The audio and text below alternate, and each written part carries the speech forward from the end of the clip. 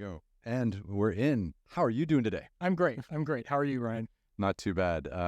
We've been talking about you coming on the podcast for quite a while. Yeah. And you dropped a bombshell just like 3 minutes before we started filming that you've never been on a podcast before. No, never been on a podcast before, never been interviewed for anything like this before. So this is my first time. Yeah, but I find that so amazing because you have been in the entertainment industry for quite a while in a variety of different roles. Yeah. And I kind of just have been wanting to get into it and just figure out like how you decided to dedicate your life to this profession and this creative pursuit and you know, where all this came from, where it started.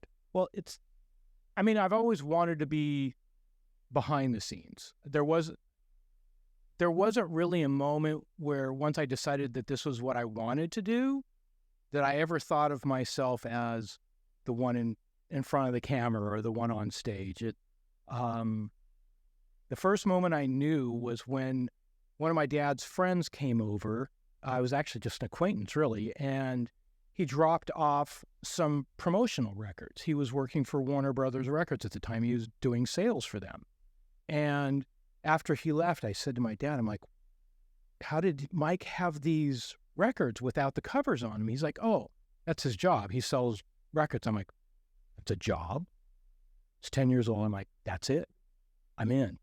I want to be in the music business. My parents kind of were like, yeah, okay, sure. But my dad wanted me to go into his business, and at one point he even told me, he's like, you can't do it. It's impossible. You can't get into the music business. We don't know anybody in that business. So it's like, you should go into mortgages and real estate. Oh, God, no. No. I'm like tearing my soul out. But, you know, I went to college for a little while and did some radio internships around LA here, KMPC and K-Surf down in Santa Monica. And then from there kind of got another internship at Sony Records that turned into me starting my first job, which is in the mailroom at A&M Records down on La Brea.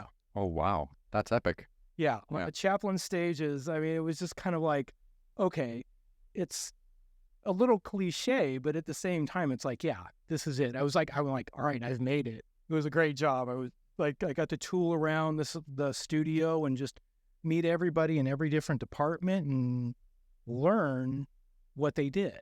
Because I didn't really know how the music business operated. I just knew that was what I wanted to do. And oh my God, has the music business changed in the last 20, 25 years? Yeah. Yes. Yeah.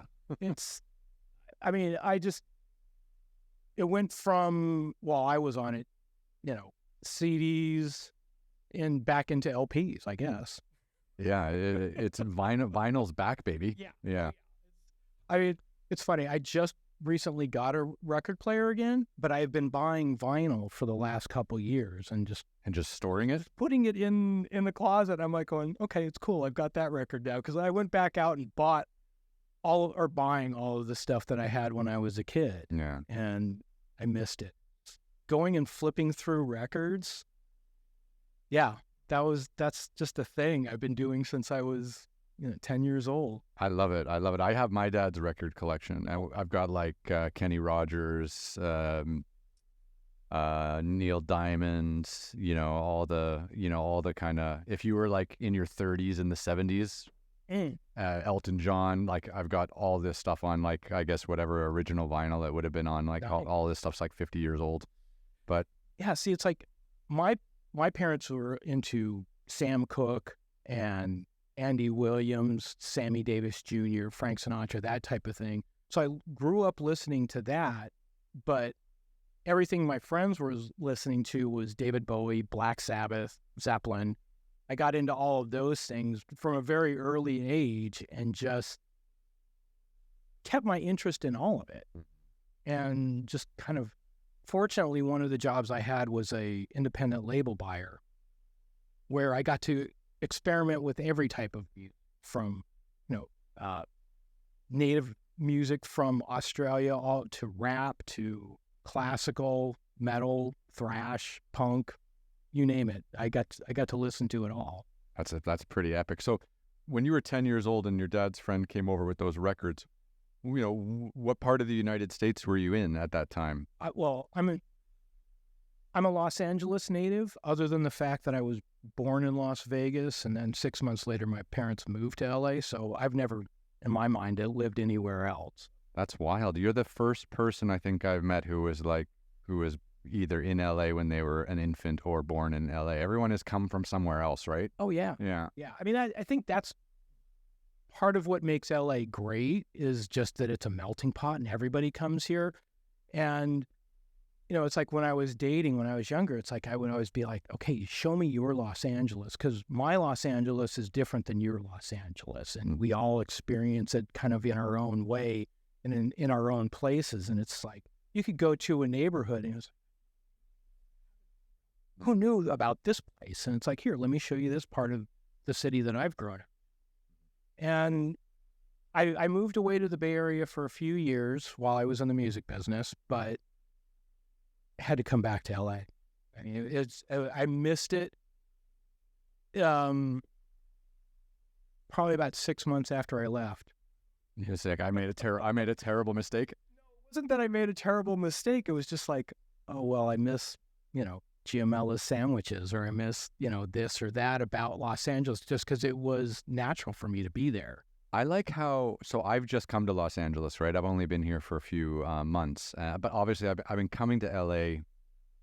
I mean, I think my dad first brought me to LA when I was like 8 or 9. So, and I was born in Toronto, Canada. So coming to the US on a regular basis was normal. But I remember coming to LA when I was like 8 or 9. But as I started to get into the entertainment business, I started to come here more often when I was making my TV shows and stuff like that. But I've never stayed here for like more than 5 days in a row. So now I'm here and I'm in like my 5th month, and I'm loving it. And the city, I love it because the city is very aspirational, right? Like people come to LA to follow their dreams. Like they don't come here to stay in the family business or something like that, right? They come here to chase some kind of dream, music, entertainment, social media. Whatever your passion is, it can all kind of be done here. And I love that energy about it. Like people are coming here with ideas. People are coming here with passions. People are coming here to be something different. Yeah. That's always interesting to me, is that because I'm just so used to being here, and to me it's like the town industry is the entertainment industry, just like coal could be the industry of the city, or oil, or whatever it is. But it's like so this is very normal to me, which took me a long time to realize that it wasn't normal for everybody. Yeah, I mean, you're sitting at you have a totally different perspective on what LA means. Like for you, it's home, but for all of us, it's like this place where we're chasing our dreams, right? Yeah. But that was part of why it's like I saw it and I just went, wow, it's like it's all here. It's like all I have to do is just figure it out. It wasn't a pie in the sky thing. It was like, I've got friends. I meet people every day that do this, so I should be able to do it too. Yeah. And it, as with everything, it was just kind of like, the internships got me in the door, and then, going from A&M, I worked for a music marketing company where we did retail marketing calls and college radio marketing calls, just promoting different records. And then I moved up to the Bay Area, worked for a music wholesaler. So basically they would buy from all the records and then they would sell it to all of the independent record stores around the country. And this is a business that completely doesn't exist anymore. It does to an extent, but not the way it did. I mean, where I was working at was called Valley Record Distributors out in a little town called Woodland, north of Davis, California. So it was out in the, what was it? The tomato fields. Right. And it was a 400,000 square foot warehouse full of CDs and LPs and everything for music. And I happened to be the independent label buyer. So I was buying about 1,200 different labels from between 40 or 50 different distributors, like Ryco or Rounder or California Record Distributors.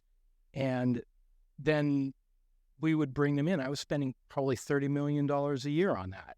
Are you serious? You were spending $30 million a year buying records and then redistributing them to like small shops all around America. Yeah, that was the entire business. It came out of one record store in Sacramento that became a small regional chain, and then developed into Valley Record Distributors. That's incredible.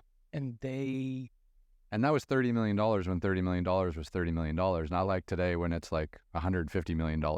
And I was the one that was buying all the small labels. I wasn't buying any of the majors like Warner Brothers or Capitol or any of those. So my expenditure was small by comparison. But I was, buying 30 of this or 30 of that from these record companies. And whether it was the old Miles Davis catalog from Fantasy Records, whatever it was, whoop, there it is. It was just like everything was kind of out there. And I listened to everything. I was getting like 70 CDs a week to listen to. So my taste for music just kind of exploded at that. Did you have one of those old Discmen where you pop it in and put in the headphones and you're just walking around? Yeah. Oh, yeah, that. And I had a beatbox in my office, and I would just like, oh, what's that? Listen to that for a couple minutes. Okay, cool. I get that one. Yeah, I get. And by the end of the week, I had to buy, 500 different new releases. Wow. And be responsible for that. Yeah. And dealing with the sales reps from all the different distributors, record labels, and working out the promotion and the advertising and just the whole thing. Yeah. It was great. So what did mom and dad do? Dad was in the mortgage. Yeah. In Nevada? No, Los Angeles. Oh, okay. But you were... in Nevada, my dad worked for IBM. He was selling computers to the banks and to the casinos. Okay. And I mean, what were you doing as a young person growing up in LA, surrounded by all this entertainment and surrounded by all this creativity? Like, were you playing sports? Were you, were you acting in a theater? I mean, I'm just curious, like, how does a young Angelino grow up? I got in trouble a lot. Yeah, me too. Yeah. I mean, my mom was brilliant. She got my brother and I into swimming when we were very little. I was on a swim team when I was 6 years. Yeah, that's great. Yeah, I mean, it's like I love going swimming to this day. It's like my favorite form of exercise. That's beautiful. But at a certain point in high school, I found that there were other things that I preferred to pursue. Yes, I remember.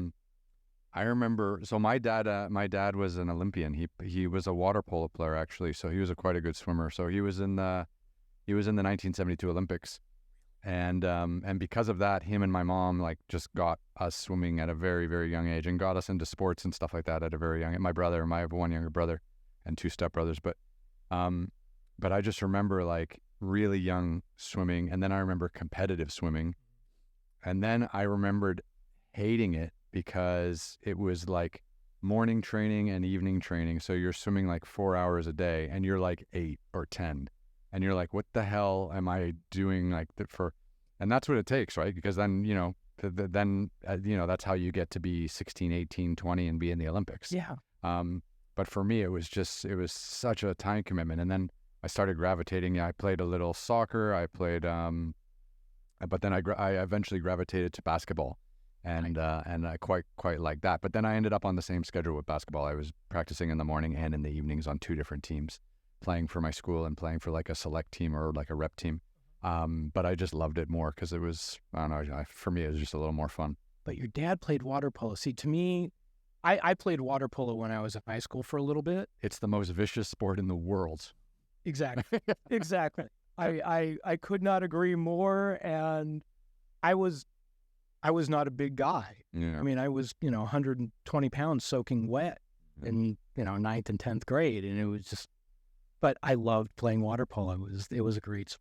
Yeah. Which position did you play, or did you move all around? I moved all around. I mean, I never played in the hole because I was way too small, but I was more just kind of a disruptive force. I would just climb on the big guys when they were swimming and just kind of just get in the way. And I think that's why my coach liked what I did. I just got in the way enough of what people were trying to do to disrupt the game. But water polo it's the craziest, most vicious sport you can possibly imagine. Yeah, I mean, like if you've got the ball, some guy's trying to pull you under, and then if the ball goes the other way and you turn around to swim, you get kicked in the face by someone else, and then you get kicked underwater. Oh, God knows how many. I mean, it was too much for me. Yeah, the kicking under everything that goes on underwater is brutal. Yeah, just brutal, and it's like I don't. As much as I love it, I don't know how people do it. It's just insane to play water polo. But one thing that we should make a note of is that like water polo is actually huge in Southern California. Like a lot of people play it. In Canada, almost no one plays it. I mean, it's very, very rare. I was gonna. Yeah. A lot of people swim in Canada, but and there are like water polo teams and things like that, but it's not half as big. Like almost every high school team and almost every high school in Southern California has a water polo team, and it's not the case in Canada at all. Yeah, it's going swimming and being on swim teams and everything. To me, that's just second nature. It's like as I was growing up, it's like anytime I would get into a pool, it's like I felt like I had to swim laps. Mm-hmm. Just go out there and do a few laps. It's like, okay, now I can enjoy myself in the pool. Well, the thing I loved swimming laps for a long time. So when I was playing basketball a lot, I would swim to like as part of my recovery process to release the muscles, loosen the muscles, and then get ready for whatever the next practice was. And I found it so meditative and relaxing to just swim laps just endlessly. And of course, you feel great afterwards, and you feel loose and things like that. But it's an incredible sport. Well, when I was in 2007, I ran the LA Marathon. Oh, did you? Yeah, I had been running for years, and in 2007, I got the bug, and I was like, all right, I'm going to train for the marathon. And what I found was running laps around where the Rose Bowl is at. It's 3 miles around that loop. So I could just train myself up to the distance that I needed to go. And then I could go down to the aquatic center and go swimming down there. And it was great. It made it work for me because it's like the compression of the running for, 12, 15 miles was so much on the pavement that it was like, I would just go down there, swim, a couple hundred yards, and then. So had you been running before that, or did you just in one calendar year decide to start running, train, and then execute a marathon? No, I had been for probably 3 or 4 years. I'd probably been doing about 20 miles a week. But then it was like, once a friend of mine said he was going to do it, I was like, well, if he can do it, I should be able to do it. And I just worked out a schedule. I looked at where the run date was, and I backed myself out of it, and I just built myself up to the point to where I think it was about a month before the marathon. I ran nine laps around the Rose Bowl, which was 27 miles. So I'm like, okay, I got this. Now you're ready. Yeah. Now I was ready, and then I tapered down, and so it's like your body's just like so ready to do the marathon after a month of slowing down from that. It's like, and I was in my mid-40s at the time, so I did it in about. Oh, that's amazing! Congratulations. I've never run a marathon. It's fun. Yeah, I can't handle the pounding on the pavement. That's the thing that really gets me. Like it's just I don't know. It's like the ankles, the hips, the joints. Like it's so uncomfortable for me to have that pounding. Mm-hmm. Running on a treadmill is okay for me, but it's boring. But street running is just like hell on earth in my mind. Well, the way I trained was 2 days a week. It was on the treadmill, and then one day, like either a Saturday or a Sunday, I would go out and do the road training, so my body would be used to it. But I had to do the treadmill just to kind of keep up the maintenance of my stamina, but at the same time trying to lessen the impact. Yeah, It was tough on the body. You remember good old Lance Armstrong? Yes. He had something interesting to say. I've watched some of his documentaries and stuff, and he's an interesting character, to say the least.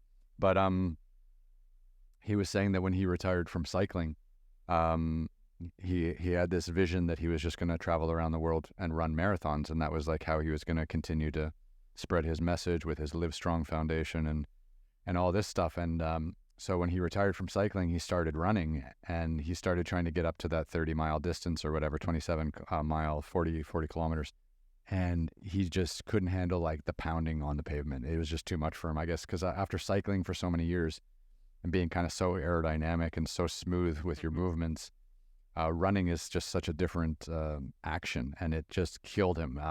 And obviously, he's had lots of other issues apart from that are much more newsworthy. But that was like one little tidbit that I pulled out of one of his documentaries, which I found interesting because I knew exactly right away what he was talking about. I was like, I feel the exact same way.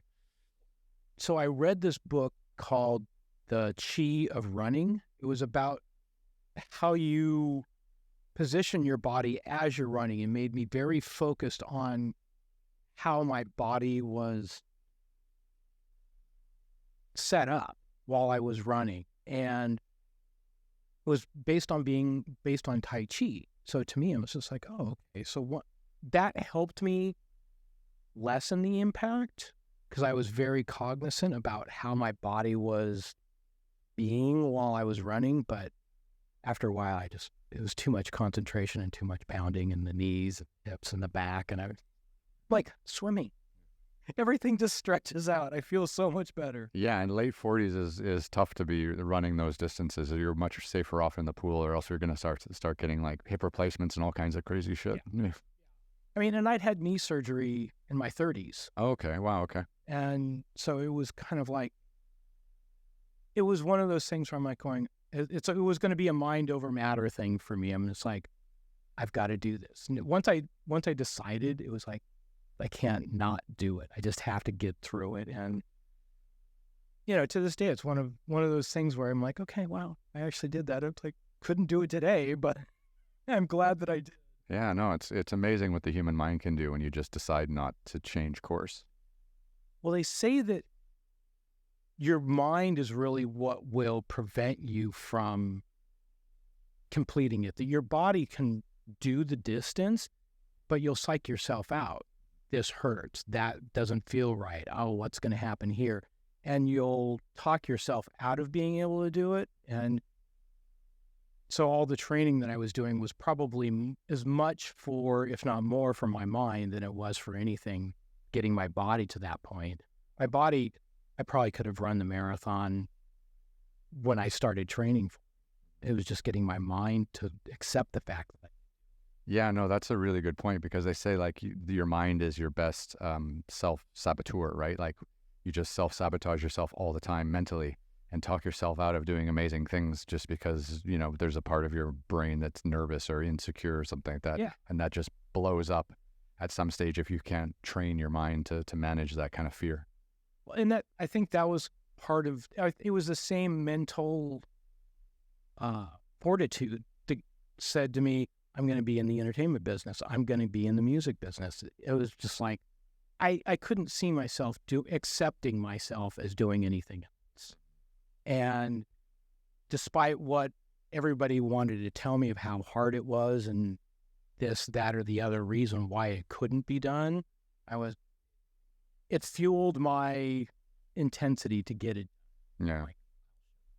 Well, I think it's interesting because I think parents are obviously looking out for their children, right? I guess that's a fair way to say it. But I also think a lot of parents really sabotage their children in a lot of ways, because I think parents are really focused on, when does financial support as a parent end, right? And so therefore your parents kind of want you to fall into like safe jobs, and they want you to have jobs before you graduate, and they want you to have safe professions and things like that. So if you say like you want to be an entrepreneur, or you want to be in the music industry, or you want to make movies or something like that, I think this scares the bejesus out of most parents, and they really try to steer their kids away from that because of all the uncertainty that it revolves around it. But if that's your passion and that's what lights your soul on fire, how can it be anything else?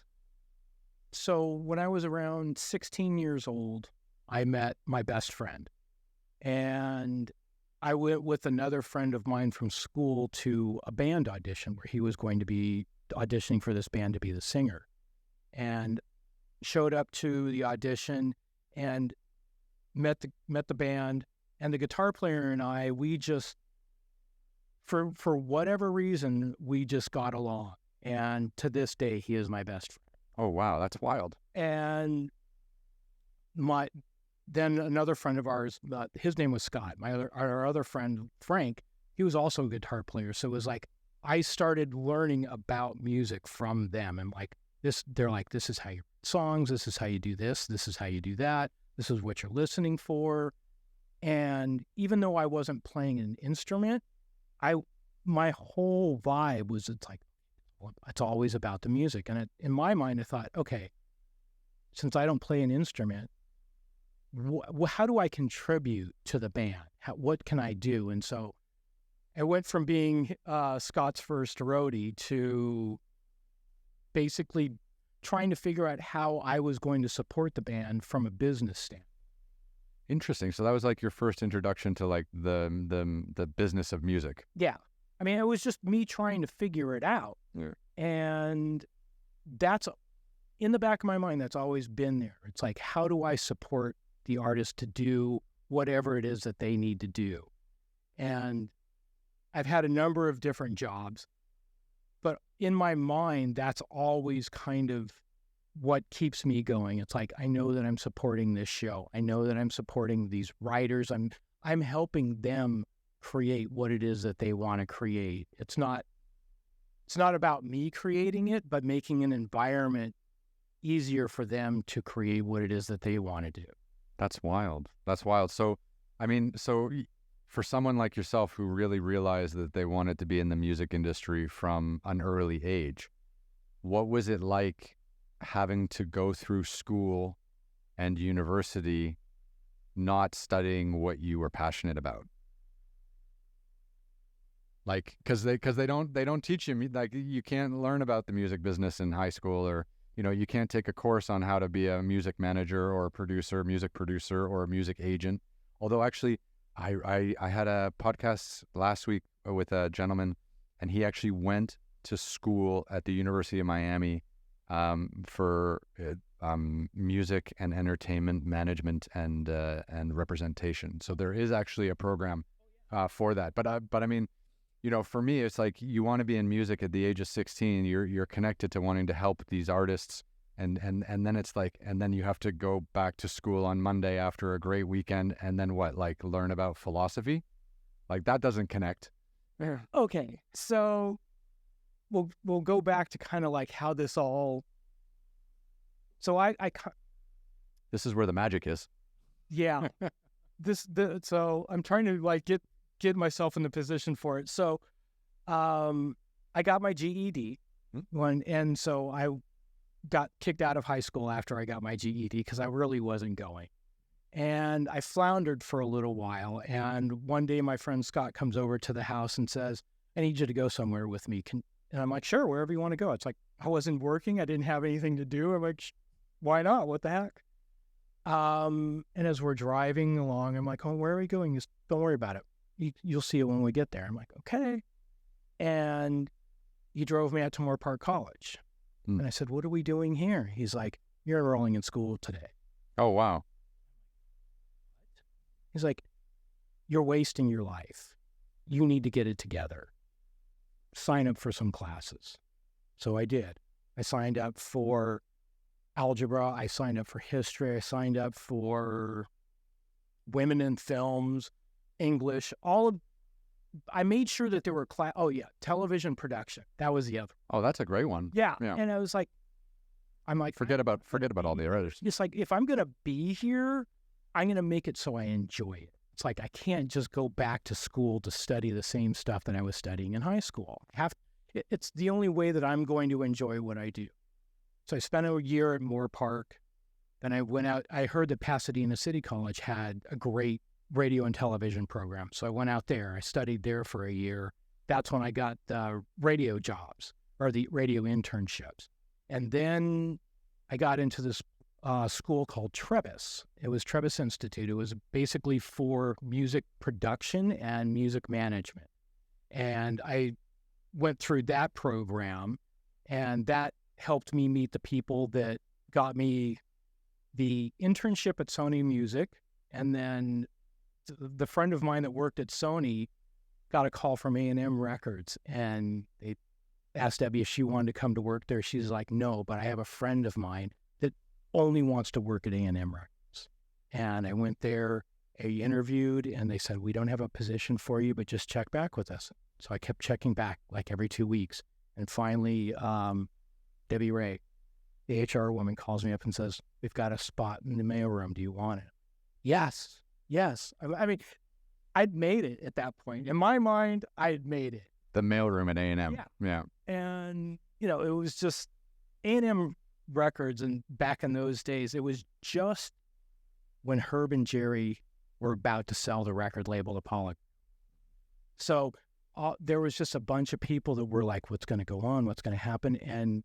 But it was just a beautiful place to work. It's funny that, so again, I was chatting with someone also last week. They started off at WME, maybe a different era, but they also started in the mailroom. It's so funny how this whole industry, it's like, oh, you want to be an agent, you want to be a manager, you want to be a producer, start in the mailroom. Well, I think the mailroom gives you exposure to all the different departments and how they work, and meeting somebody that that wants to have you be on their team. And because of the sale of A&M, I went around to the executives that I knew and asked them, I said, look, what's the likelihood that I'm going to be able to get a job out of the mailroom here in the next year? And they're like, I don't know, Craig, it's going to be kind of tough. I said, well, what do you think about if I went to work for a music marketing company? Like, you're probably going to learn more and do better there. So it's like, okay, went and did that for a couple of years. And then that led me into calling Valley Record Distributors, one of the accounts that I would check on their sales. And that basically took me up there to get the job that I got there. And I was there for like 3 years, and then became the head of sales label manager for Antone's Records in Austin, Texas. Oh, okay. Interesting. And I don't know what your politics are, but I was like, I have no politics. I'm completely anti-politics in every way. I've lived in China, no politics. I've lived in the Middle East, no politics. So being in the United States is very interesting. But please speak freely. Nothing bothers me. Well, I was being kind of uppity about it, and I said, look, if Ann Richards wins, I will move to Austin, Texas. But if W wins for governor of Texas, I'm not going to move down there. Oh, this is a governorship race in what, like the 90s? Yeah. In the 90s. Yeah. And obviously W won. And the gentleman who owned the record label calls me up. He's like, so what can we do? I'm like, I'm not moving down there. And so he came up with the idea of having me work remotely. This is mid-90s.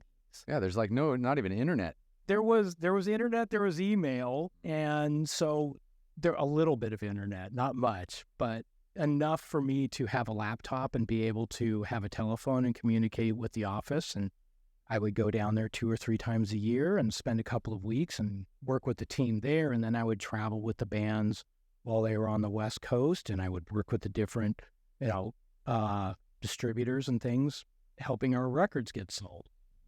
And again, another job that I just loved. I just kept doing that. And then it's crazy how far remote work has come in the last 30 years. Yeah. I mean, and I just like every time I do it, I'm like, I've been doing this. This is crazy that I've been doing remote work for this long. But it just kind of became second nature to me as it's come along. It's already second nature to me. But the label got sold. And that's when I moved back to Los Angeles. And was there like a wave of consolidation of these like older labels like that had kind of had their heyday, and then as things, because mid-90s, I'm pretty sure I got my numbers right. Like that was, I think like 95, 96, 97 is like when Napster showed up, and then people actually started having like digital music on their computers, not on a CD or a disc or on a record, like a vinyl record. So like the mid 90s, things were really already shifting away from, like disc production and purchasing. I think that was right where the peak was, and then it started tapering off after that. But at some point, I had gotten intrigued by the talent agency business. And so when I moved back to LA, I was already of the mindset that I was going to go to work for a talent agency. And With the goal of like repping a musician? Probably, yeah. I mean, it's kind of fuzzy now because I ended up becoming a below the line agent, which at the time there was only a few agencies that were doing it. I think there were 6 or 8 of them at the time. So just describe to me what a below the line agent is, because we're not all familiar with that. Right. Below the line, well, basically below the line is anybody that is not a writer, director, or an actor. And so it's like your cinematographers, your production designers, editors, costume designers, all of those key crew members that essentially report up directly to the director and help him bring his vision about for the film or TV show. And so I was repping mostly editors, but some cinematographers, and I didn't even know those people had representation. I didn't either. Yeah. When I started, I didn't either. I just thought all the cinematographers need to know the directors, and the directors would just choose the cinematographers. I didn't know like an agent would help introduce cinematographers to directors, because I mean, directors are watching movies all the time, right? So they're like, "Oh, that's beautiful. Who's the DP on that shoot, right?" Like that's how I thought the whole industry worked. Yeah, well, I think up until probably the late 90s, that's pretty much how it worked. I mean, but after the studio system, then the bigger people started getting representation. And once I realized that was a thing while I was working at the agency I was at, I thought, okay, that's for me. It's like the actors it's like I just didn't have the vibe for them. And once I started meeting editors and those folks and the cinematographers and things, I thought, these guys are the ones that are really making this movie. They're the ones going in there and on the day-to-day, they're the craftsmen of it, in my mind. They're the ones grinding. No shade to actors or anything, but it was just, to me, that I was looking at that going, they create the building blocks. So I was in, and I ended up doing that for about 5 years, and then I got the bug to get into production. And so one of the executives that I knew over at Fox helped me get into post-production. Oh, wow. And I started working at a couple of different post-production houses around town, renting equipment, or selling the time in the studio to do the finishing of the films or whatever. It's like I had worked with enough of the production people at the studios and in the production companies to where I could then call them up and say, hey, do you want to come down here and, do the finishing for your show here? Or, do the dailies or have the editing done here? All of the different aspects of post-production. Because for the big films and television shows, they do post-production on site at the studios, right? Probably not now. I mean, an editor will probably just work from home now, work remotely. I don't think that I would imagine some of them still work at post houses, but I think a lot of them can just work at home, especially on the larger films. Yeah, I mean, so I was making global television. Like I was traveling all around the world. Like we would make these shows for BBC and Discovery Channel. I would be on like all the continents every year. We were traveling like 250 days a year. But I had 2 editors I worked very closely with. One was in New Zealand, and one was in LA.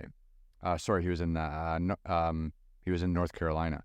Now he's in LA. He moved here recently. But I would be traveling all around the world. So I would like go to Mongolia. We'd shoot for 2 weeks in Mongolia. We'd finish like with a 46-minute episode. Send all the raw footage on a hard drive by DHL or FedEx to New Zealand or to North Carolina. Give them a few weeks to go through.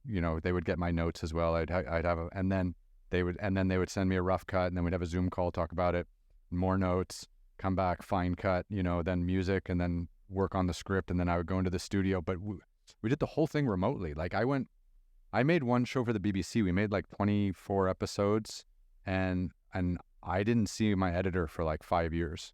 But we were working like seamlessly. Like it was beautiful, and I always loved that. Like information technology caught up.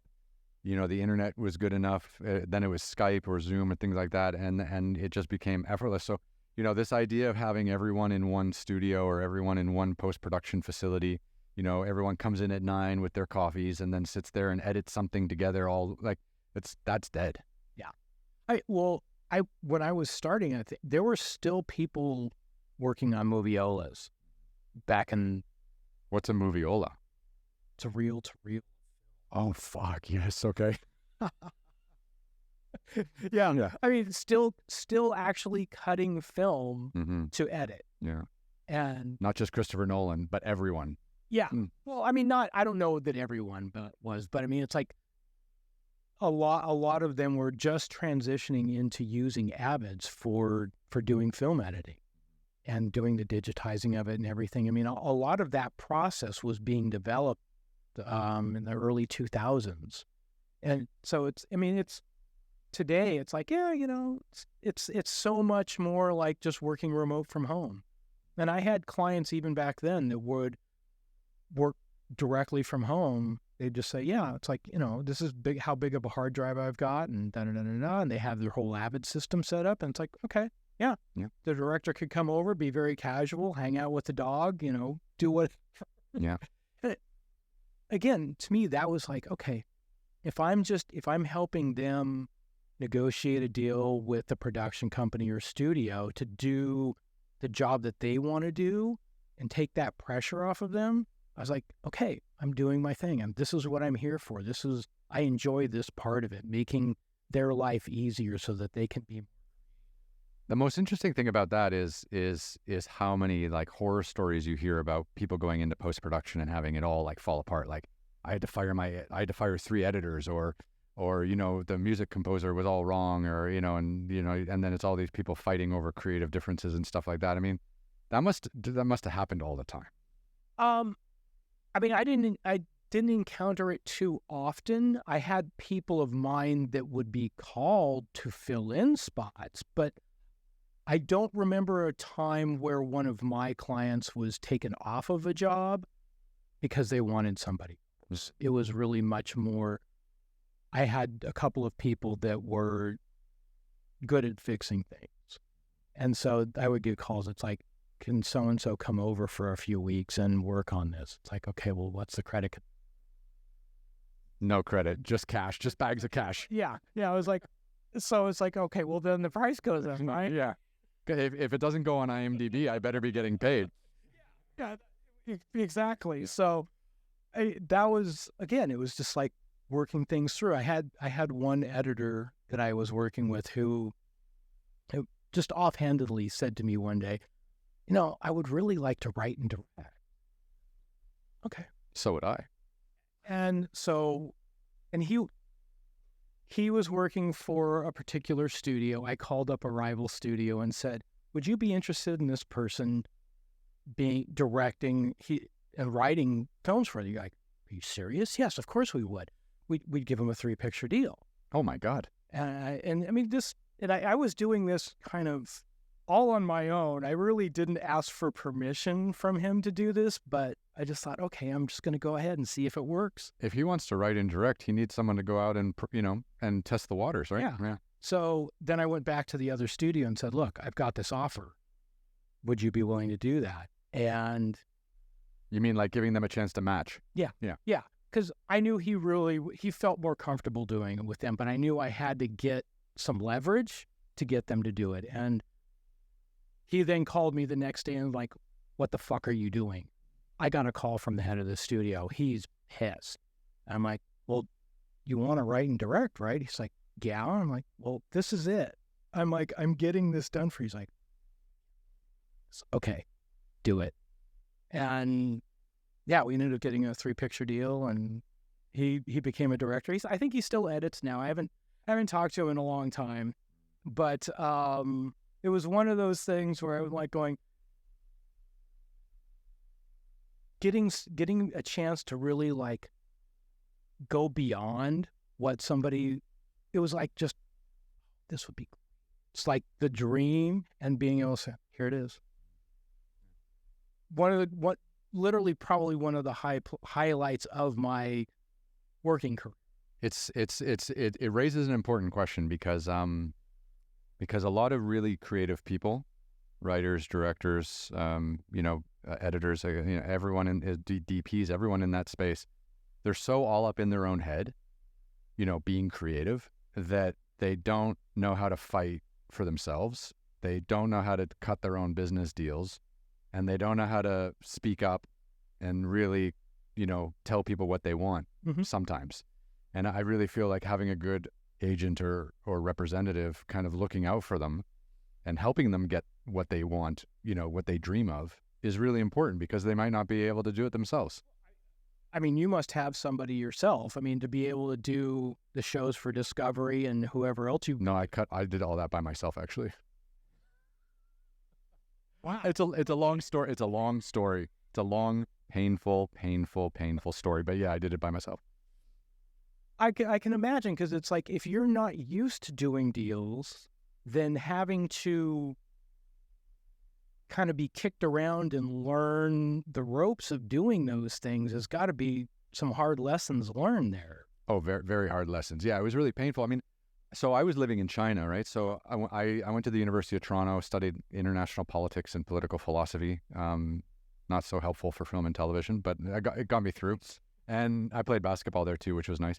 And then when I got to China, I was working for the New York Times for 10 years. And then when publishing kind of fell apart around the Lehman Brothers crisis, 2008, 2009, then I started making TV, because I really wanted to keep traveling and telling stories. And I felt that was the only medium that was going to survive the 2008, 2009 financial crisis. So that was when I got into it. And then, so the way it started was, I was like, okay, I need to write to all these broadcasters, like, hey, I'm going to make a TV show. I'm going to ride my motorcycle around China, right? And make a TV show about it. And I've been covering China for 10 years for the New York Times. So I've been to every province. I know the whole country like the back of my hand. I speak Chinese. At that time I was married. My wife was Chinese. So, I had a lot of things that would give me like a pretty good advantage to making this actually happen, right? And all the broadcasters said no. And then I was like, okay. And then one of the broadcasters said, actually, you are an idiot, because you have no idea how people make TV. So we don't hire you. You work with a production company. We hire the production company. And I was like, that sounds like, I want to be the production company. Right. I want to run that show, and I want to be in charge of production and post-production, and I'll find people around me who can kind of get that done.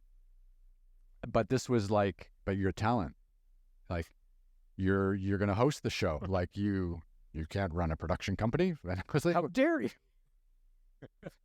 Exactly. And I was like, but I have great, so I had great friends that were, so I was a still photographer in China for the New York Times. So I worked for Time, Newsweek, Forbes, Fortune. I won a bunch of awards. It was great. But all my friends were also still photographers. And some of them were transitioning into video production. So I had around me the right people. Like I knew they could compose a frame. I knew they could, hold the camera steady. I knew they knew what they were doing. I knew that they could work out in the field in tough situations and tough conditions. So I was like, why would I take some people from New York, fly them all the way to China, so that they can bitch and complain about Chinese food or the conditions of filming, when I know all these guys live in China with me, right. They love it in China. They've been all around like I have. Like, these are the people I want to be on the road with. Like, it's personality based. It's tried and tested, right? Like, why am I going to bring all these people that don't know anything about China to China? Just so that you can have your own, people making the anyways, it was a big thing. But I started getting into it, and then it was contracts, and I had a few lawyers that were working with me pro bono to make sure I didn't get ripped off and things like that. And they were teaching me kind of the way. But that was for my first project. And then after that, I had my own production company, and then I was making proposals and putting stuff out.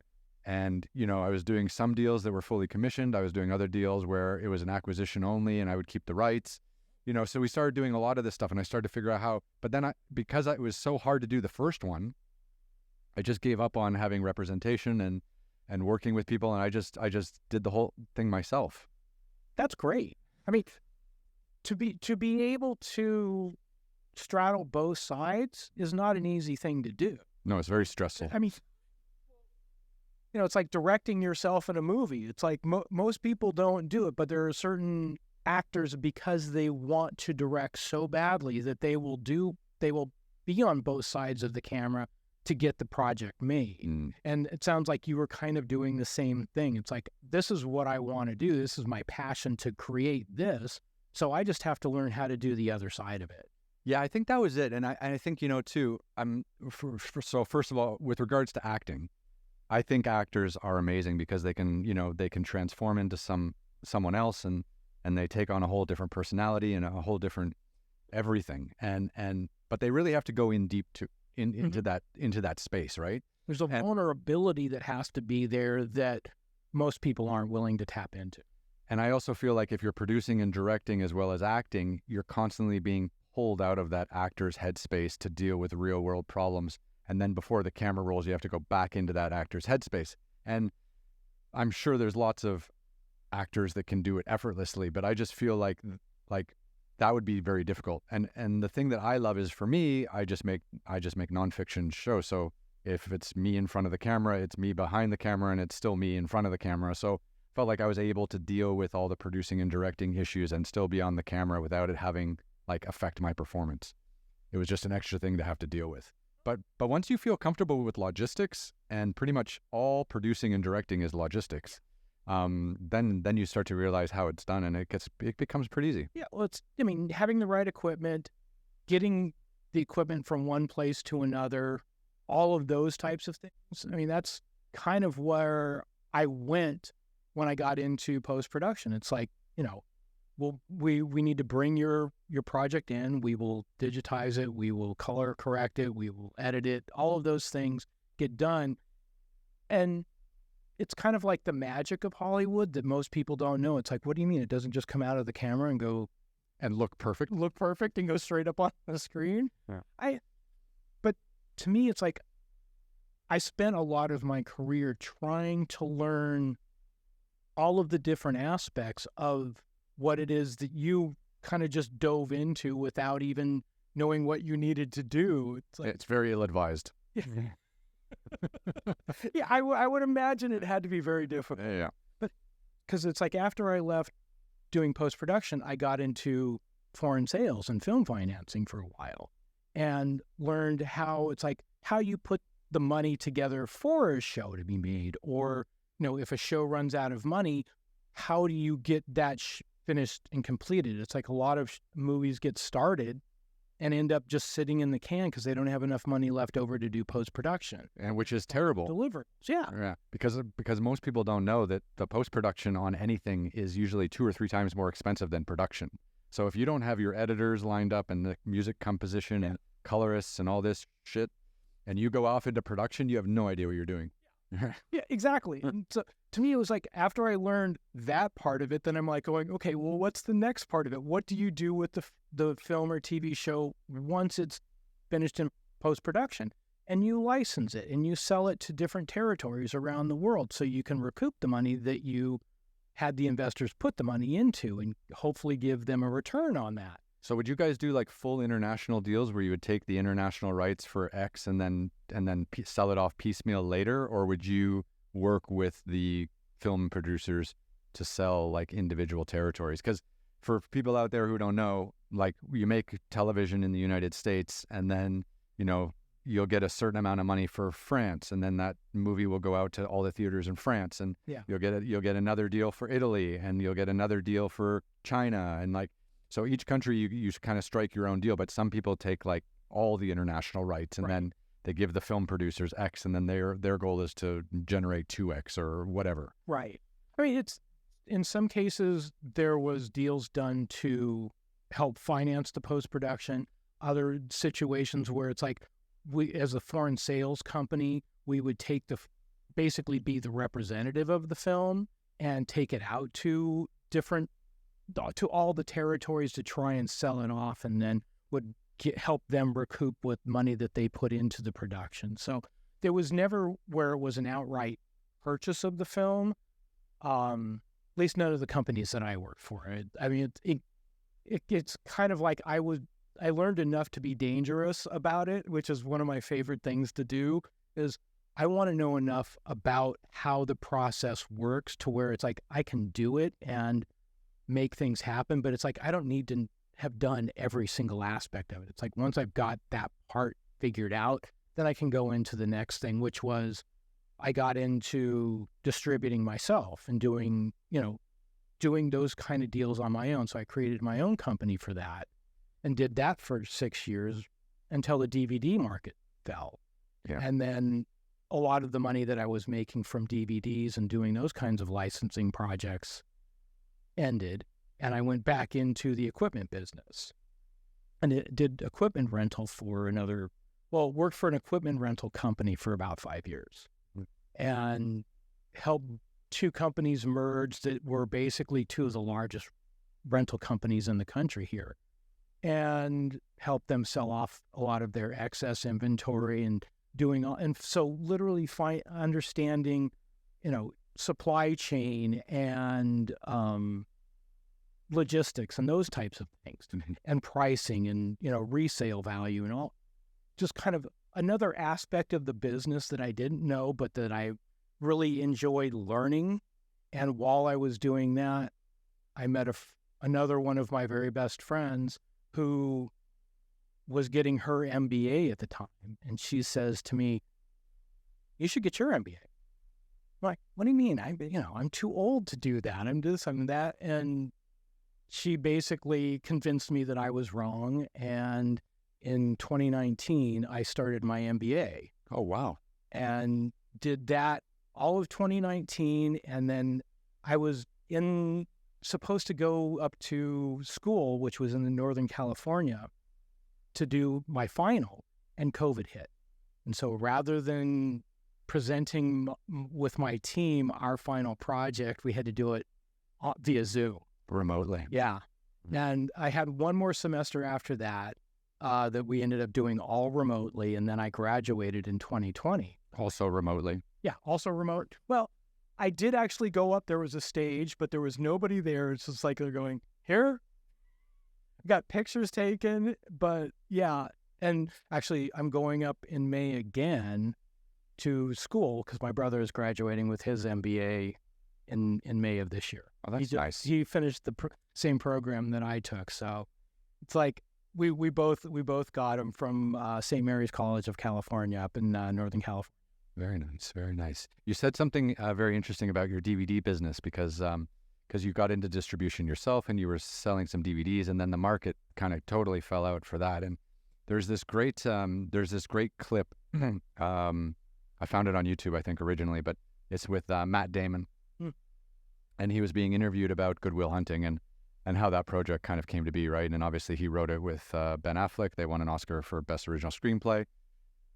Robin Williams, Best Supporting Actor. So, wonderful film all around. But he was saying that, like, these days you could never make a film like Good Will Hunting because there's so much pressure on every film now to basically, like, has to be a blockbuster. Because he was saying, like, okay, you make a film like Good Will Hunting, you have a $25 million budget, right?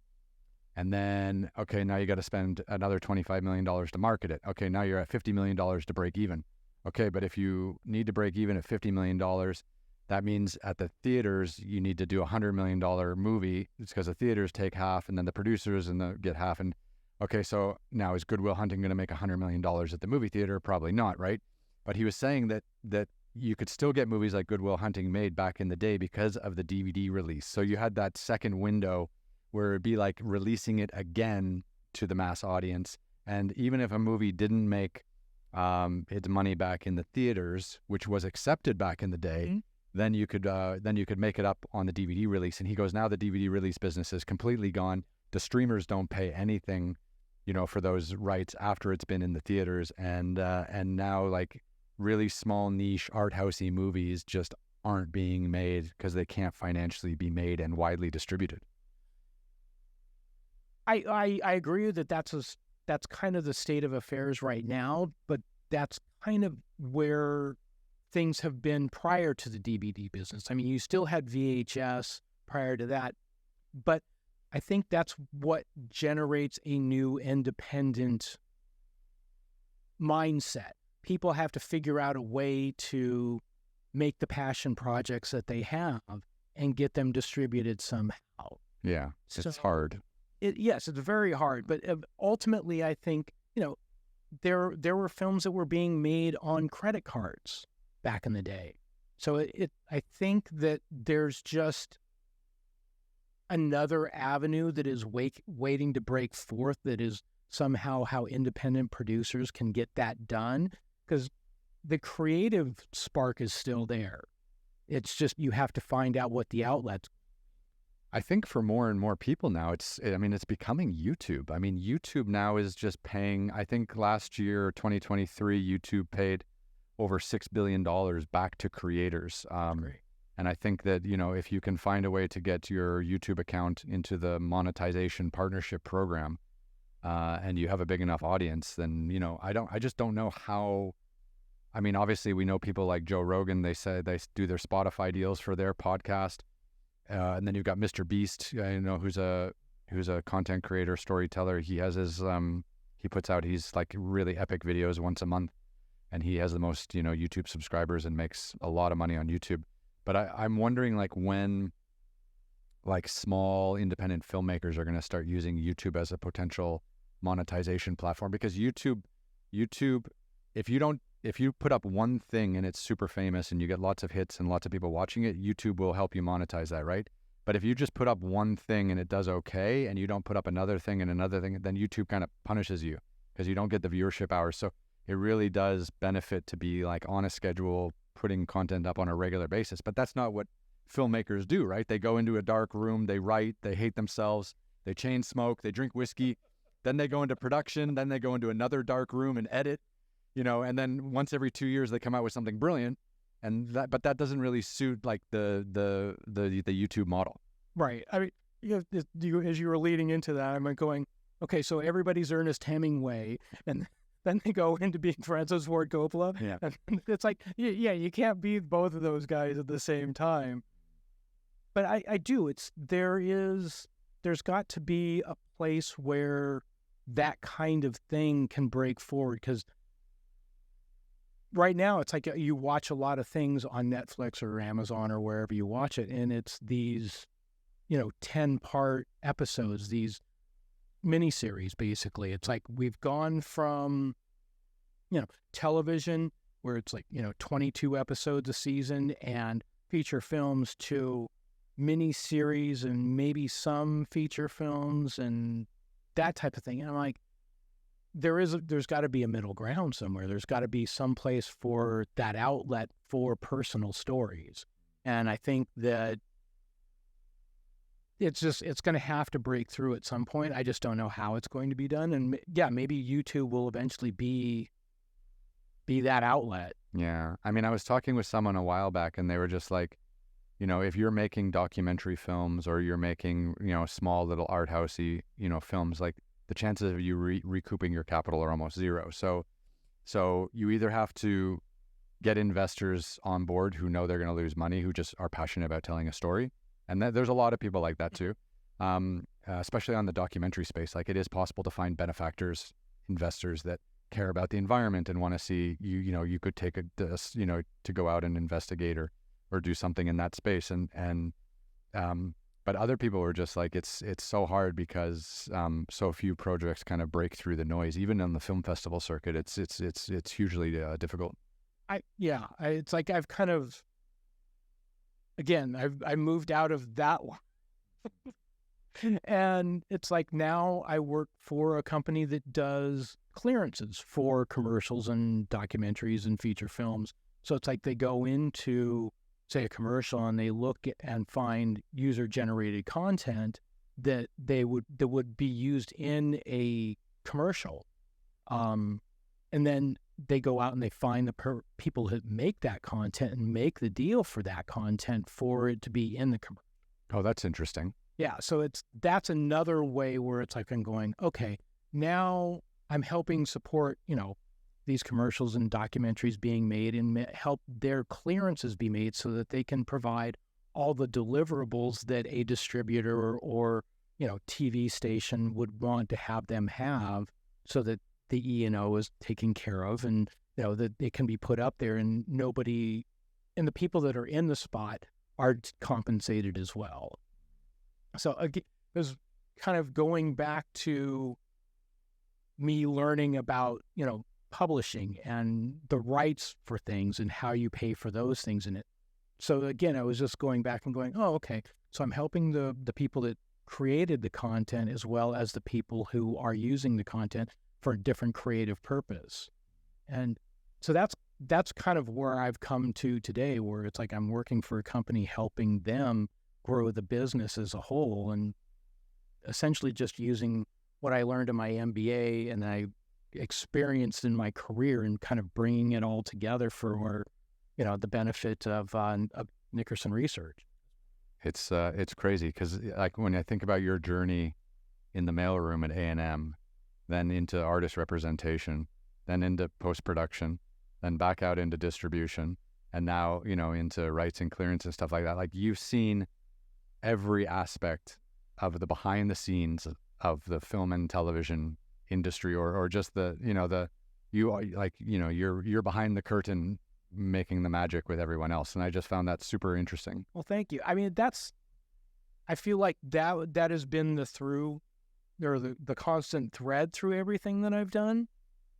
I wasn't sure how I was going to get there, and I certainly took a lot of zigs and zags in my career where I've had recruiters and things look at my resume and go, so what is it that you want to do? Yeah. And it's like I'm not that person where it's like I spent all the years becoming an expert at one thing. It's like I like to know enough to be dangerous at a lot of different things, so I can kind of pull all the pieces together and understand how you get from creation to exploitation. It's with what and for all the different parts of the business that you've been in.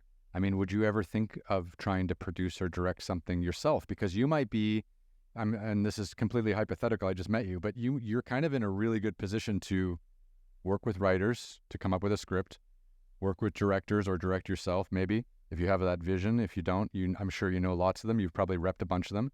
And then you know how to sell and get international sales and sign a domestic deal. Like you kind of, like you're the perfect producer or Swiss Army knife. Like you can do you've been already doing all these things. You just haven't done them for like one project. Right.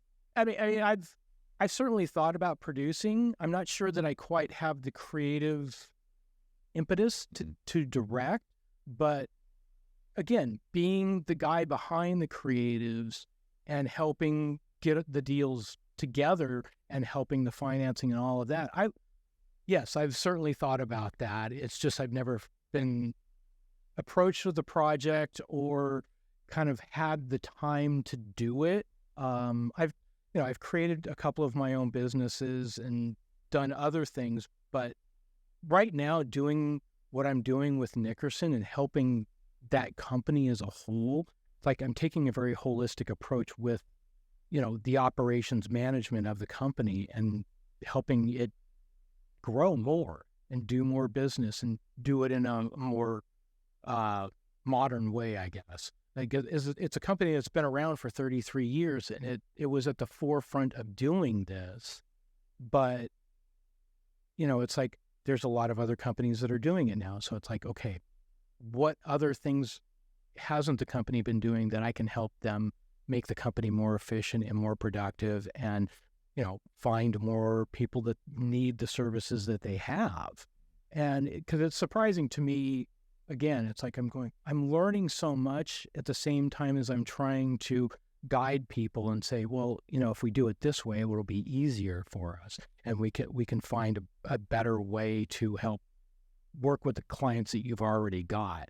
And to me, it's so much more interesting to be able to look at a project and go, yes, I know I have a vision for this, of what I can see this business doing and being. And from that, it's just like, okay, let's just get everybody on board and get everybody rowing in the same direction. And this place can be so much greater than it's already been.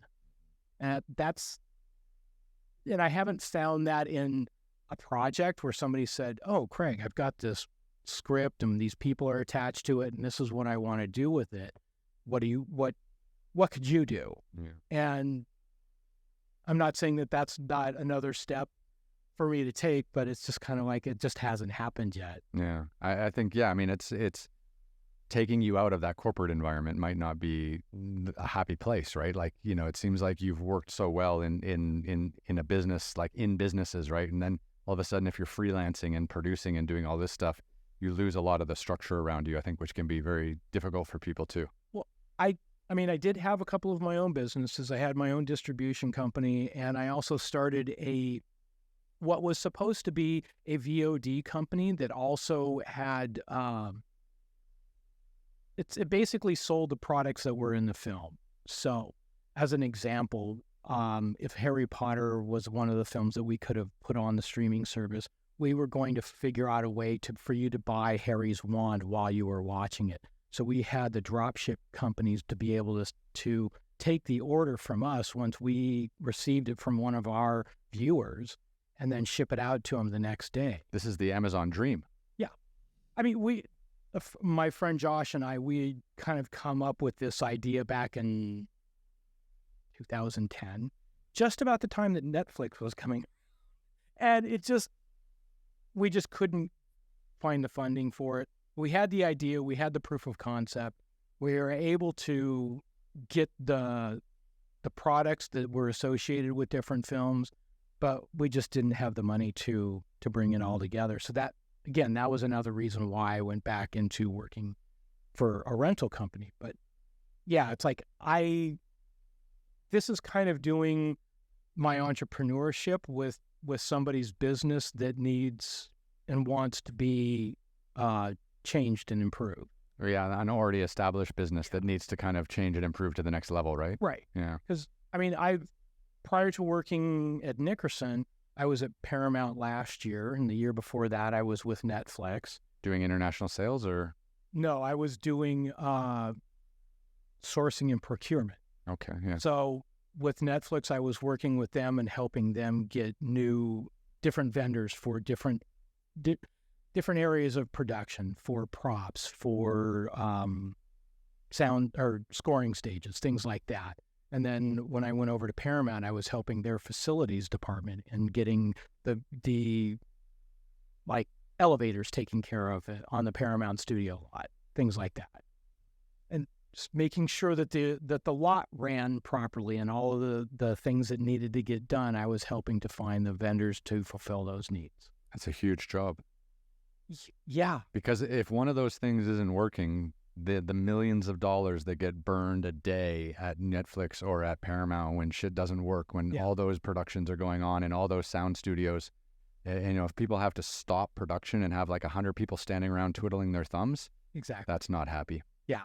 Yeah, it's like, making sure that the HVAC runs properly. I mean, it's those things that you just need and should operate properly, but without that, those people doing that job, it's a small city to be able to keep it running and keep the plumbing going and keeping the HVAC, all of those things going on a studio lot is quite a feat. And there's a lot of amazing people that are behind the scenes that are helping the people that are behind the movies keep it going.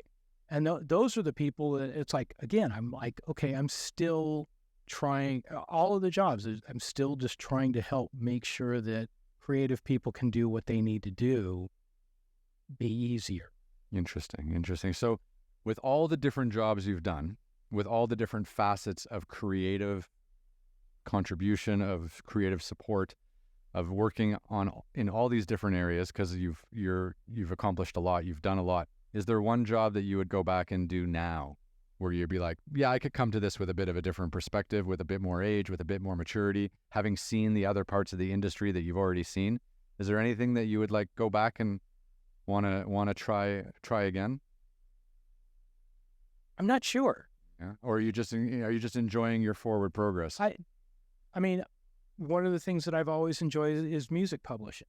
I've always been fascinated by that, and that's been an area that I haven't quite got my hands into the way that I've wanted to. But for me, it's like, is knowing that I could go back to those things. I mean, post-production is always something that, because of the way that it advances and because of the technology that's involved in it, that there's always interest for me there. Because I love that whole creative process, watching how they piece a project together, how they edit it, not just the picture, but the sound, and getting it all to blend together to tell that story. Post-production is probably the area that I would go back to, because I still feel there's a magic there for me. It's enticing. It's attractive, isn't it? Yeah. Yeah. Yeah. I mean, it's like the capturing part of it, where it's like you're going out and you're shooting it. It's like, I do find that fascinating, but it's not the area that kind of gets my juices flowing. It's really the post-production side, where it's like you've got this mass of stuff and it's like, okay, how are we going to whittle this down to this 22 minutes or whatever it is you need to deliver. It's where you have to fix everything. Yeah. Well, fix it in post. That's the cliche of the entertainment industry. Yeah. But it's also very true. It's very true. Magic. Yeah. There was a great Woody Allen documentary on BBC. It was a few years before COVID, when he was really quite prolific, coming out with a movie a year. Always at Cannes in the spring, I'll remember. And it was funny because he would go out and shoot for like a month, and then he would come back, and he had one editor that he worked with, and they were showing him editing one of his movies with this editor, and the editor was in a room like all by themselves, and he would just come in like for an hour in the morning, go back to his office, come in for an hour, before he left the day, just in case they had any questions or any decisions on takes and stuff like that. And that was it. And he would just come back, and have these little conversations. And it was so beautiful, like, to see him working with the editor and stuff. And obviously Woody Allen's very controversial. A lot of people don't like him. He's been in the press, but man, I loved his movies. Incredibly creative human being. And I mean, I think that there's a lot of directors that they get with a particular cinematographer or a particular editor. I mean, I think Steven Spielberg worked with Michael Kahn for a dozen of his movies, starting, I think it was with E.T. And just those movies no one saw. Yeah. Or I mean, there's because you spend a lot of time with those people, and you have to be able to get along with them, like you were talking about with your friends in China. It's like, you knew these guys knew what they were doing, and that they were easy to work with, and they weren't going to be complaining about it. It's like, there's a certain process that creative people go through, and you want people that help make that journey easier, that understand your process and can, kind of be like radar for MASH. It's like, anticipate your thoughts, and there's a shorthand that is developed over time with those people, where they can go into it and just go, okay, this is what we do, this is how we do it, and everybody's comfortable with the process, and the process just becomes easier and easier, and you allow the creativity to happen because of the ease of working with. Yeah, I think the way I've always thought of production, and I've been on some like epic productions, like some of these motorcycle trips I've done, they were like 2-month productions, right? Where we're filming every day for 8, 10, 12, 14 hours, 16 hours sometimes. Because we have to, like, for example, like we did Tough Rides Brazil, which was a 6-part motorcycle series around Brazil, where I traveled like 12,000 miles in 60 days all around Brazil on a motorcycle. So every day we're moving, every day we're stopped filming some interactions to understand culture, local life. But every day, every day is a full day, and I have to ride a motorcycle and be safe. You guys have to be in a car and be safe. Then we have to stop and film and be safe, and we have to make sure we sleep, eat, healthy, stay healthy, don't get sick, keep going the next day, because we got 60 of these days. And you're really like going into war. And you want to be able to choose who you go into war with, and you need to have your people around you. Because if you don't, it's just going to be a nightmare, because then this person doesn't want to work today or that person doesn't, but they don't get, like, that's not an option. Like, we need to move every day. Yeah. Like, we need to be doing 200 miles, 300 miles a day, every day for 60 days, plus stopping and filming all these interactions. And it's a beast of an adventure. And if you don't have people who are like on board with that level of time commitment and effort and exhaustion, which I think is also where the magic is, then you know, you just bought yourself a 60-day headache. And who wants to make content if it's not fun? Right. Yeah. Well, it's like bands going on tour. I mean, it's like if the band's going on tour, it's like we know it's like it's going to be this many days and this many cities, and it's like it can either be easy or it can be hard. It's really a matter of how those people get along, and I think that's, you know, bands are like being in a marriage. Yeah. I mean, they're, you know, it's like you've got 4 or 5 different personalities that are creative people for one, but they're also traveling around and, you know, performing and getting, you know, staying out late at night and still having to get in the van or the bus or on the plane or whatever it is that is taking you from one destination to the next to do that next show. And it's like, when you're a growing band, it's like you really have to be with your friends. Yeah. You have to know that those people are with you. And, you know, I think that's part of what, you know, makes it magical, is that there are people that are willing to go out there and sacrifice so much time and effort to go out and present something to entertain other people, whether it's a TV show, a movie, or a concert. It's like most people don't know what's going into what it is that they're just sitting there being entertained by. And that's what I love. I love watching those people be creative, and just like, it's so incredible to have people do that. It's such a gift, one, to be able to be that creative, and then to have people enjoy what you do and appreciate it. It's like, that's what you get out of it. You get their appreciation, but I think a lot of people can't appreciate what others have to go through to get there, to present that. There's a great documentary on HBO, and it documents the last season of Game of Thrones. And Game of Thrones is one of my favorite TV shows. The quality of it, I feel like that is television at its absolute best, right? It's to me, it's what House of Cards was 10 years ago, or Yes. you know, like House of Cards. I feel with, you know, David Fincher coming in and doing the whole first season, like I feel like they upped the quality of what television should be in a drama. And then Game of Thrones did that in fantasy. Like it was just spectacular. But there's a great documentary on HBO about the last season, season 8. And there was one, and speaking about just going into war with your friends and family, there's one episode where they fight the army of the dead at Winterfell at the Stark Castle, right? And I think David Nutter was the director of that episode. He's a longtime television director, did a ton of Game of Thrones stuff, really celebrated director. But they shot 12 weeks of nights to shoot this scene where the army of the dead comes to the Stark Castle, and it's all at night. So they shot from 10 p.m. until like 4 a.m. for 12 straight weeks. And it was in Northern Ireland, I think, and it was like raining like for half the time. And you just see like all these actors and like and it's just hard. But like the way they just stuck it out and came together and put together that beautiful episode, you know, makes me like, just, it gives you hope that like people can actually like bite through this stuff and actually make tell incredible stories. Yeah, that's it. That's what is epic about it.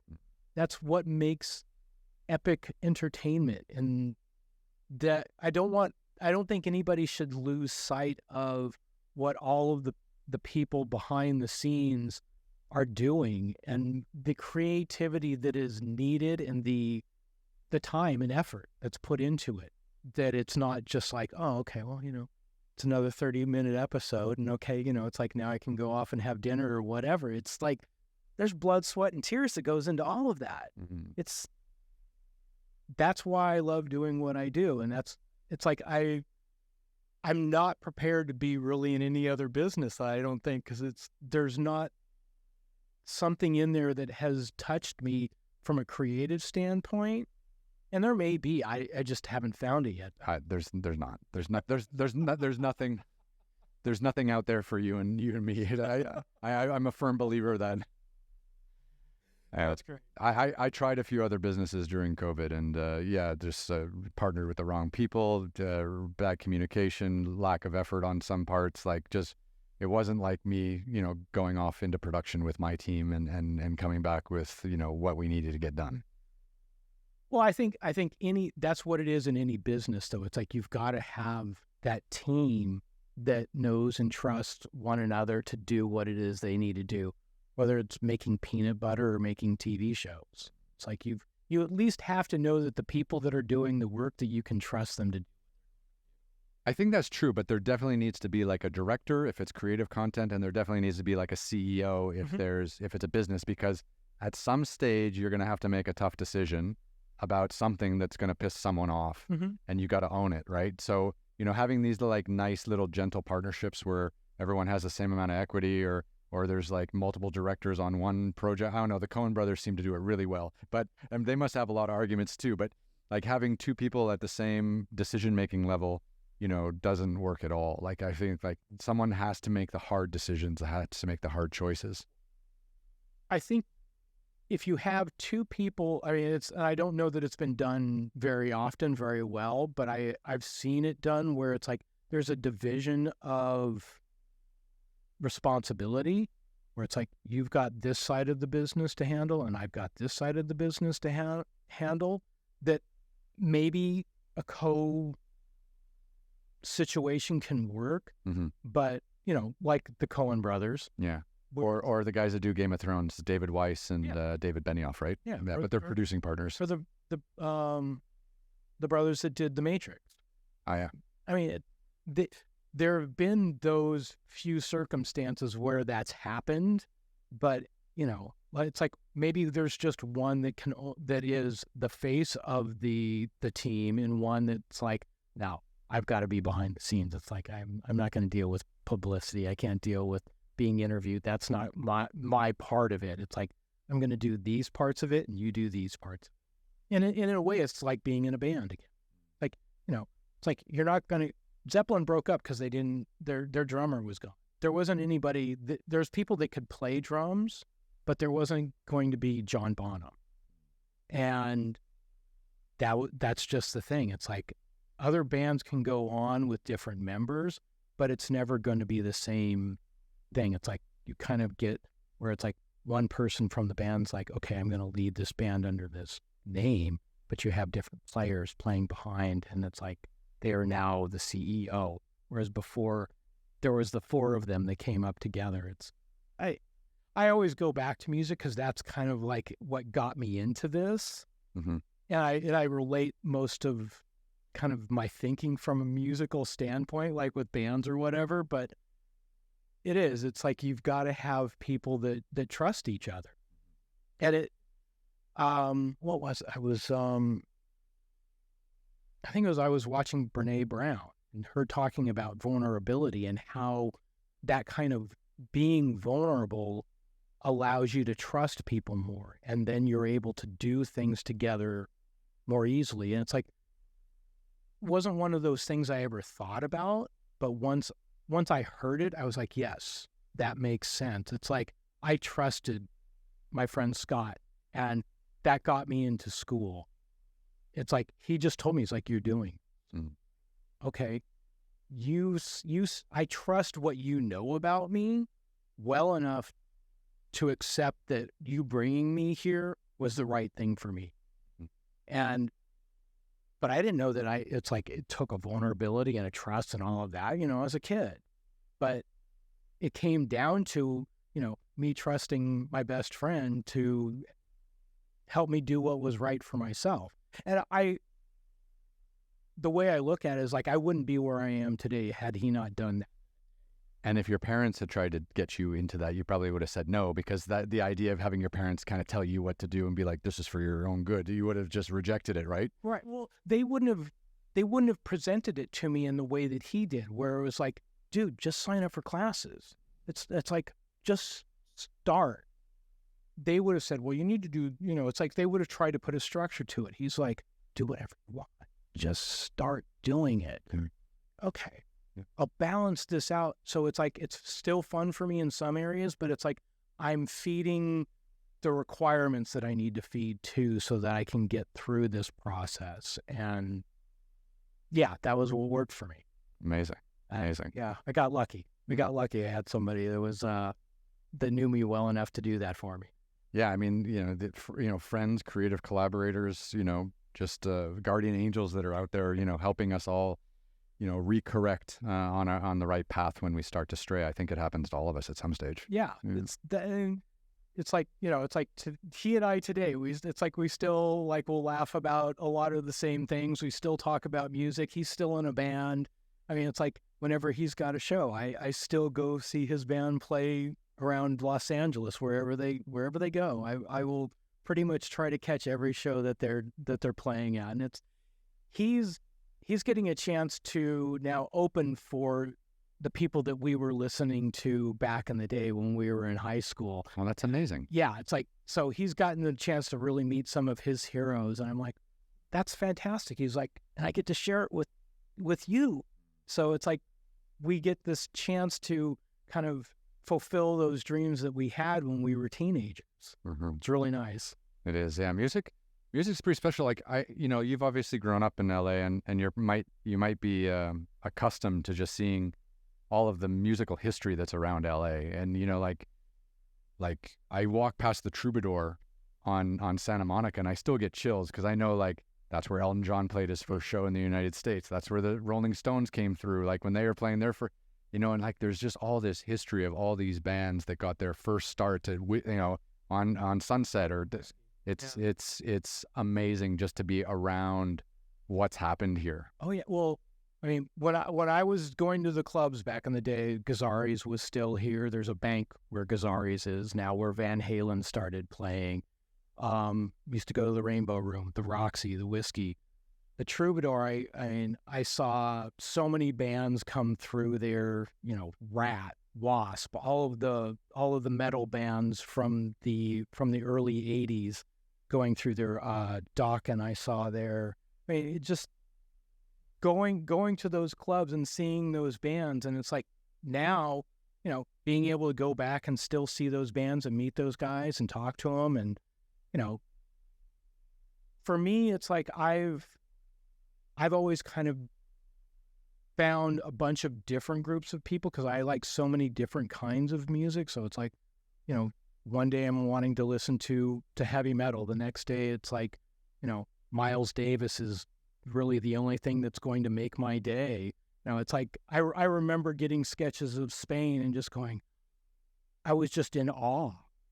And it's really getting myself to understand jazz. Most of my cats were named after jazz musicians from the bebop era. As they should be. Yeah.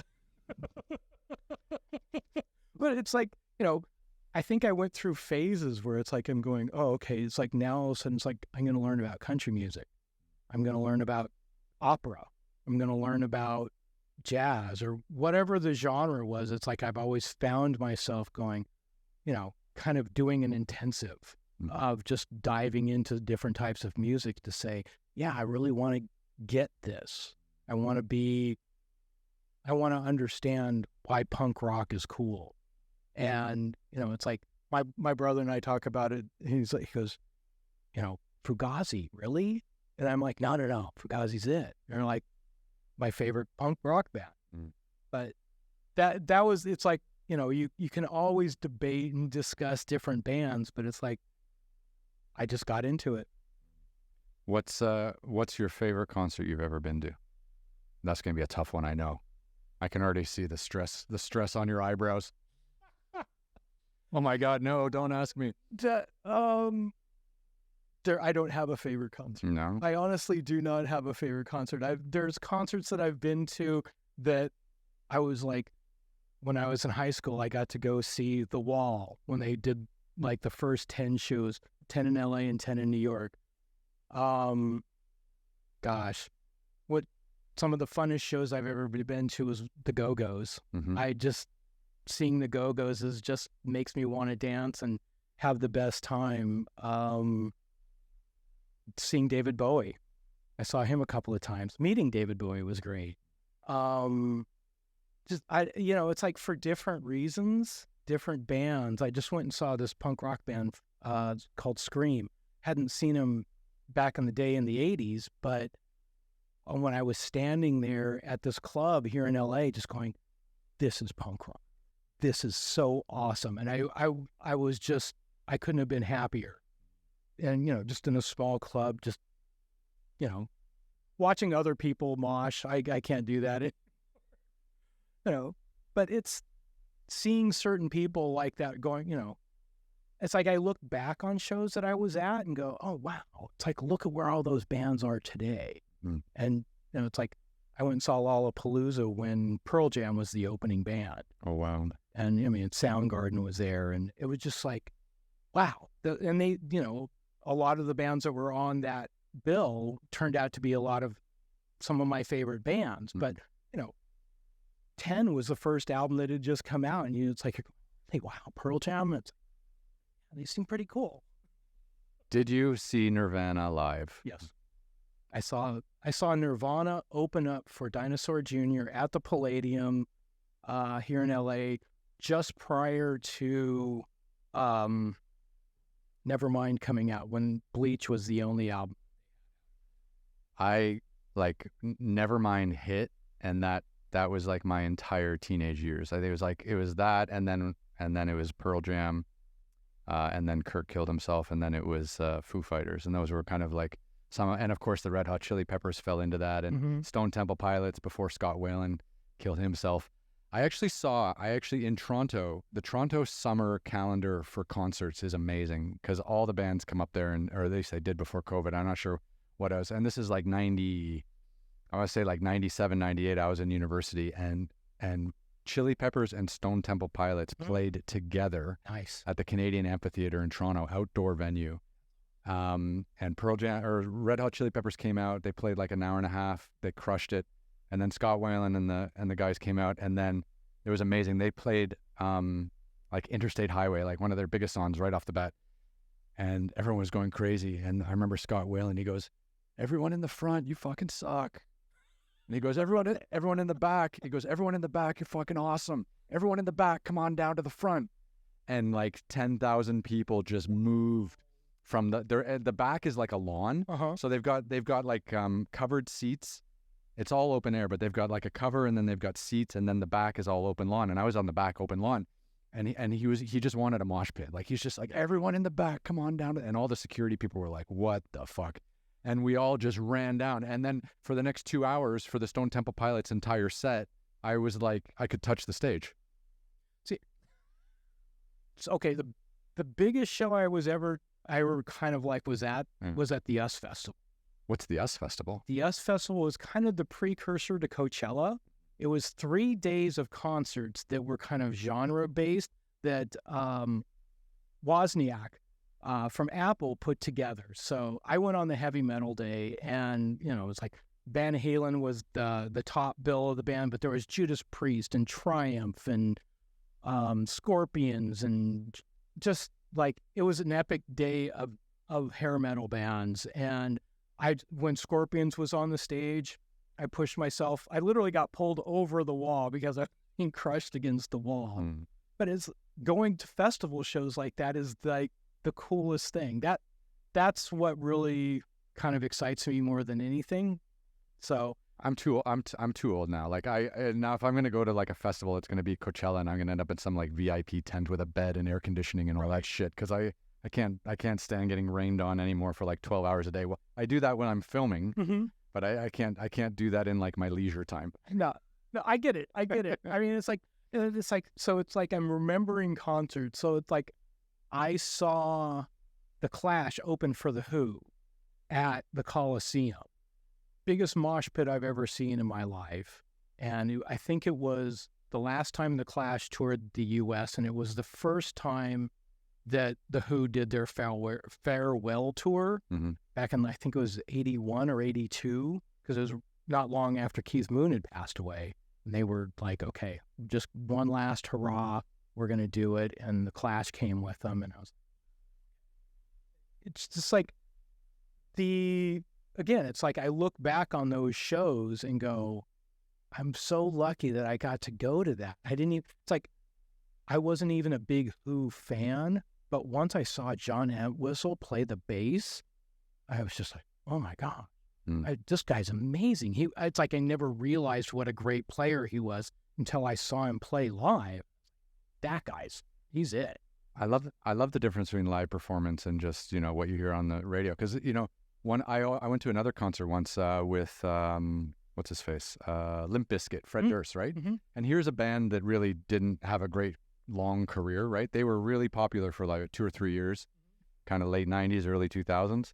And it was one of the best shows I've ever seen in my life. Like the energy that they brought to the crowd and stuff. Right. I mean, their music was so-so, and after a few years, people forgot about them, and they never really came back into the scene. And people won't talk about them for generations. But in that moment, at that time, in that summer, they were the it band, and that was it. And they brought that it energy, and it was one of the best shows I've ever seen. Yeah, so it's like I go back to shows like that and think to myself, I was just having my moment in different shows. It's like I was able to see Miles Davis's final performance. And my wife at the time, she bought me tickets for my birthday. She knew I loved Miles, and we saw him at the Hollywood Bowl. It's the JVC Jazz Festival. He was the headliner, and it was just like, I think 2 weeks later is when he passed away. Jesus. Yeah. And I was just like, I mean, I'd seen Miles play a couple times before that, but it was just kind of like, that's the show I'll always remember. Like him on stage there. He was amazing. Probably my favorite artist of all time. Because not only was he a tremendous musician, but he was a fantastic painter. And he had just this fine art career that was going on in the background when he wasn't performing and playing with his bands. That the artwork that he did, when I see it, I'm just like, that's a Miles Davis. It's like I can just see it from across the room because he had such a distinctive style of painting and drawing too. It's just like, to this day, it's like I actually was able to buy one of his paintings. Oh, that's nice. Yeah. It's amazing how some of these artists have other creative outlets that are also exceptional, but no one cares about them because they're so good at their first trade that people don't give a shit. Well, there's a few of us. Yeah, only the few like real fans. It's like it's like there's a lot of, I think, musicians that come out of art school.